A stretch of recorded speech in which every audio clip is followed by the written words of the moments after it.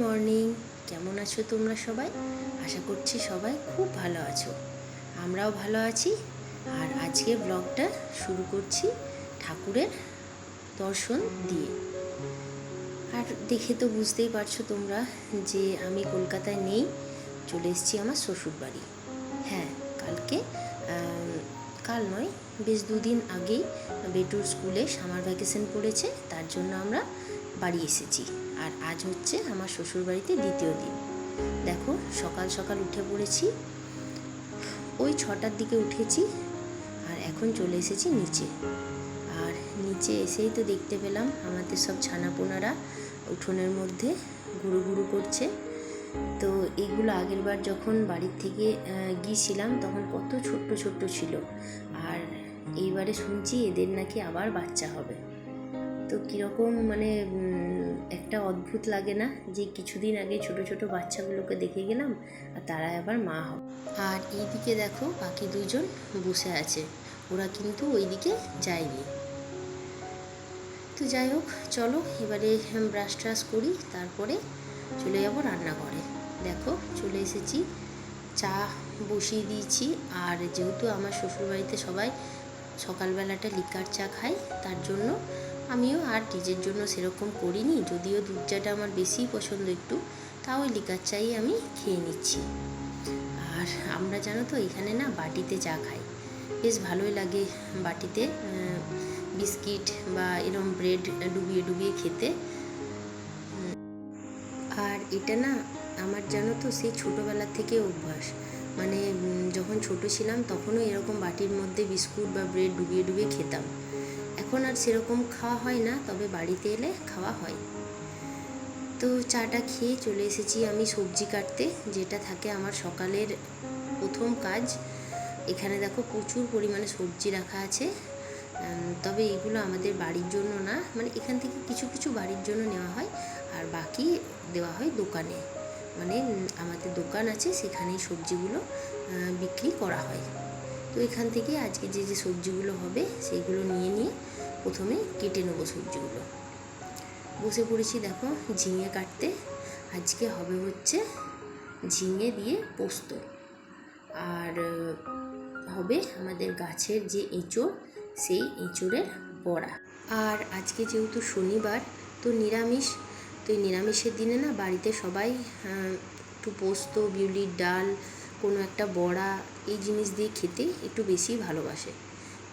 তার জন্য আজকে আর সেরকম বেশি কিছু করব না, ওই সিম্পলের মধ্যেই রান্নাবান্না করব। আর এমনিতেও যা গরম পড়েছে, এই গরমের মধ্যে একটু রিচ একটু কম খাওয়াই ভালো। তো যাই হোক, দেখো সবজি কেটে তারপরে দেখছি আমার বেটুসোনা উঠে পড়েছে। এখানে এসে যেহেতু একটু তাড়াতাড়ি ঘুমানো হয়, সেই জন্য ও একটু সকাল সকালই উঠে যায় আমার ওঠার পরপরই। তো আমি ফুল তুলতে যাচ্ছিলাম, ও বললো মামা আমিও যাবো ফুল তুলতে, আমি তুলবো ফুল। তো ওই জন্য ওকেও নিয়ে এলাম। আর তোমরা দেখলে যে আমাদের বেদানা গাছটায় একটা মোটে বেদানা এসেছে, যদিও গাছটা অনেকটাই বড় হয়েছে, কিন্তু এখন একটাই এসেছে।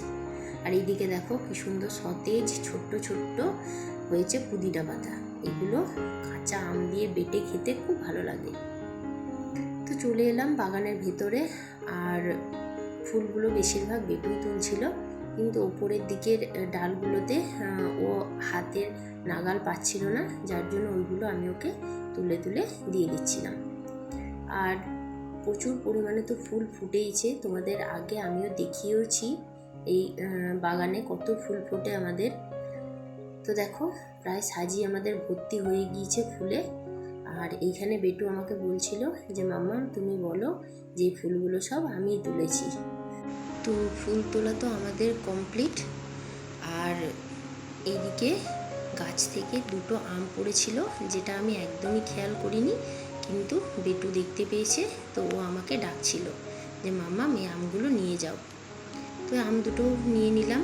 আর আমাদের এই গোলাপ গাছের ফুলগুলোর অবস্থা দেখো কীরকম ফুটেছে, ফোটার পর পাপড়িগুলো নিজে নিজেই ঝরে যাচ্ছে, আর বাকি ফুলগুলো তো শুকিয়েই গিয়েছে। তো গাছটার সৌন্দর্যটাই হারিয়ে গিয়েছে। আর এইদিকে ফুটেছিল দুটো বেলি ফুল, যেটার খুব সুন্দর গন্ধ আসছিল। আর এইদিকে দেখো কত আম ধরেছে গাছে। আমাদের এই বাগানে প্রায় 4-5 রকমের আম গাছ আছে। মানে কোনো আম হয়তো হিমসাগর, কোনোটা ল্যাংড়া, মানে নানা রকম প্রজাতির যে আম হয় সেই আমগুলো গাছ আছে। যদিও আমগুলো এখন খুব একটা বড় হয়নি, সবই কাঁচা, মানে এই সবে বড় হতে শুরু করেছে।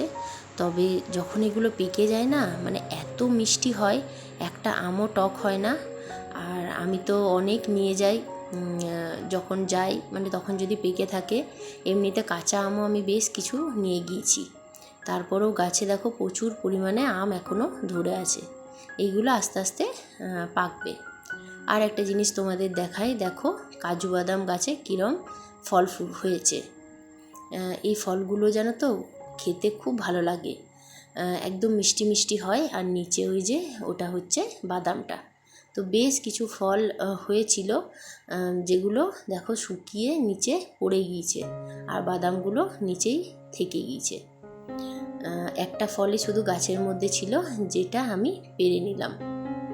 আর এইদিকে ওই যে দেখো দূরে সাদা সাদা দেখাচ্ছে, এইগুলো কি বলো তো, এইগুলো হচ্ছে জাম গাছের মুকুল। মানে এবারে আমের পর জামও ধরতে শুরু করবে।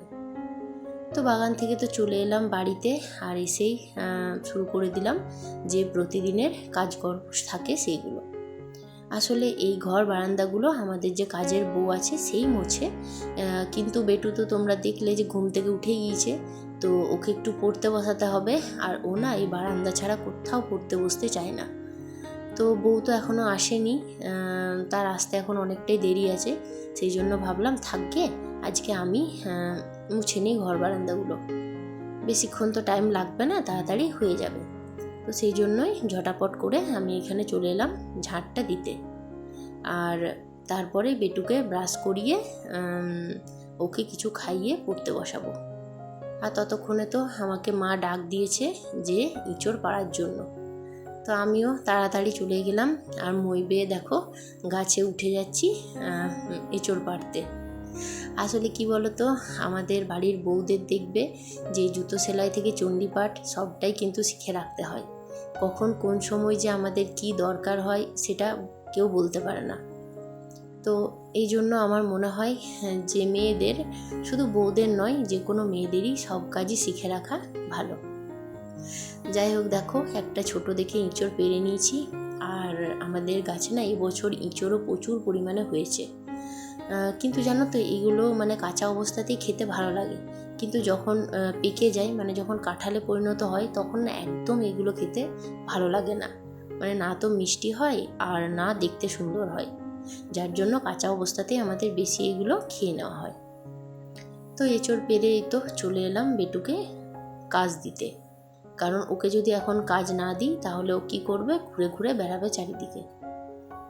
তো এই জন্য ওর যে হলিডে হোমওয়ার্ক দেওয়া ছিল, তো সেই কপি বুকসগুলো আমি নিয়ে এসেছিলাম, যেহেতু বেশ অনেক দিনই এখন বাড়িতে থাকবো। আর তারপর তো স্কুল খুলেই আছে, ওদের এক্সাম, তো আর পড়ার তো সময় পাবে না। তো সেই জন্য ভাবলাম যে এই ছুটির মধ্যেই ওকে পড়াগুলো রেডি করিয়ে নিতে হবে। আর কি বলো তো, বাচ্চা মানুষ তো, তো কখন ওদের মুড ঠিক থাকে সেটা তো বলা যায় না। তো এখন দেখলাম ওর মুডটা বেশ ভালোই আছে, নিজের থেকেই বলছে মাম্মা আমাকে একটু কাজ দিয়ে দাও, আমি কাজগুলো একা একা করে নিচ্ছি। তো আমার তো সোনাই সোহাগা হলো, তো ওই জন্য ঝটাপট ওকে কাজটা দিয়ে দিলাম।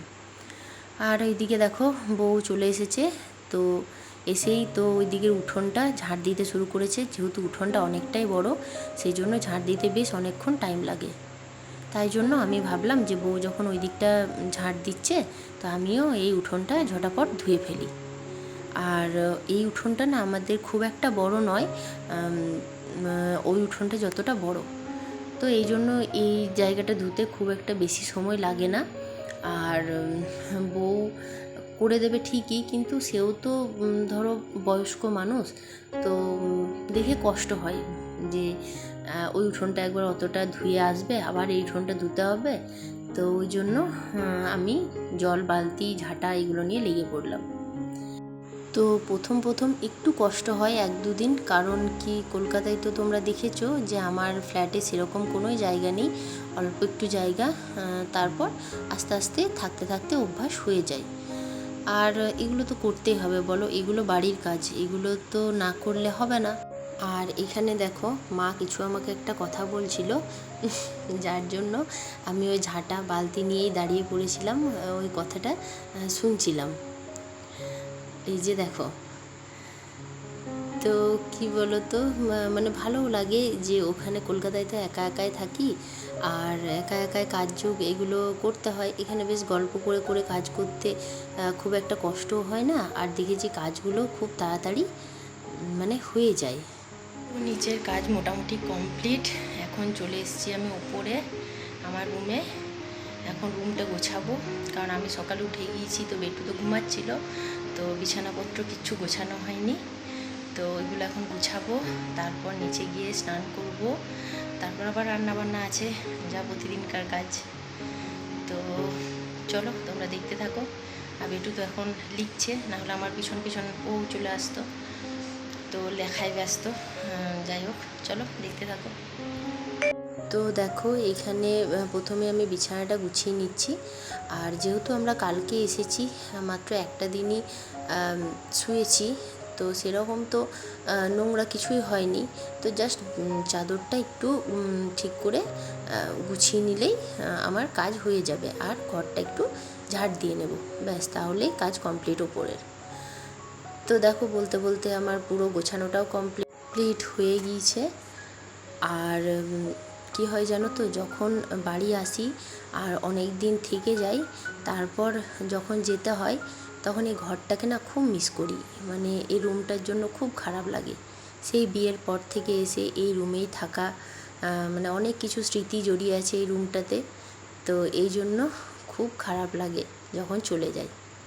তো বন্ধুরা, সকালের পর থেকে আর তো তোমাদের সঙ্গে কথা হয়নি, মানে ব্যস্ত হয়ে পড়েছিলাম। তারপর তোমাদের তো বললাম রান্না বান্না আছে, খাওয়া দাওয়া করে একটু ঘুমিয়েই পড়েছিলাম, যেহেতু অনেকটাই ভোরে উঠেছি, আর একটু টায়ার্ডও লাগছিল, যেহেতু আগের দিনই জার্নি করে এসেছি। তো এখন চলে এসেছি ছাদে। ছাদে এই বিকালবেলাটায় না খুব সুন্দর হাওয়া দেয়। আমাদের চারপাশে যেহেতু বেশ কিছু পরিমাণ বড় বড় গাছ আছে, তো এই জন্য খুব ভালো লাগে এই হাওয়াতে একটু ঘুরতে। তো ওই জন্যই চলে এসেছি, আর আমার সঙ্গে আমার বেটু আর ভাগ্নিও এসেছে। তো চলো বন্ধুরা, আজকের ভিডিওটা আর বড় করছি না, এখানে এন্ড করছি। ভিডিওটি ভালো লাগলে একটা লাইক করো, কমেন্ট করো, আর আমার চ্যানেলটা সাবস্ক্রাইব না করে থাকলে প্লিজ সাবস্ক্রাইব করে আমার পাশে থেকো। চলো, দেখা হচ্ছে আবার পরের ভিডিওতে। সবাই ভালো থেকো, সুস্থ থেকো। আজকের জন্য টাটা।